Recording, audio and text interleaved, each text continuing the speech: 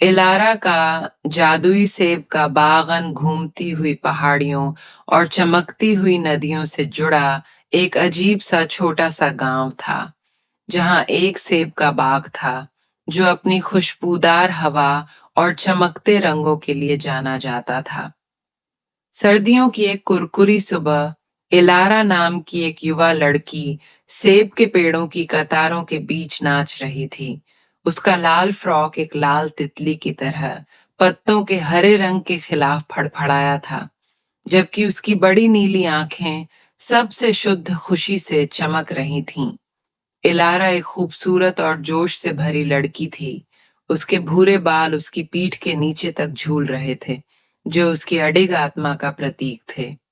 सेब का बाग उसकी शरण स्थली था, एक ऐसी जगह जहां उसकी कल्पना आजाद होकर उड़ान भर सकती थी।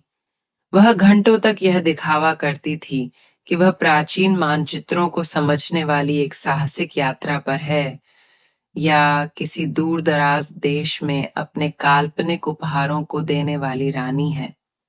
उस खास दिन आकाश नीले रंग में फैला हुआ था और बादल ऐसे थे जैसे रुई के रेवड़े। सेब पेड़ों की शाखाओं के बीच रत्नों जैसे झूल रहे थे, जो बेहद सुंदर थे। जब इलारा बाग में घूम रही थी तो उसने कुछ असामान्य महसूस किया। कुछ देर सोचने के बाद इलारा को प्राचीन सेब के पेड़ों में से एक के नीचे एक छोटा जटिल सा संदूक पड़ा हुआ दिखाई दिया। उसका दिल उत्सुकता से धड़कने लगा। जैसे ही उसने उसके पास जाकर घुटने टेकने की कोशिश की, उसकी उंगलियां हल्के से हवा की सतह को छू रही थीं।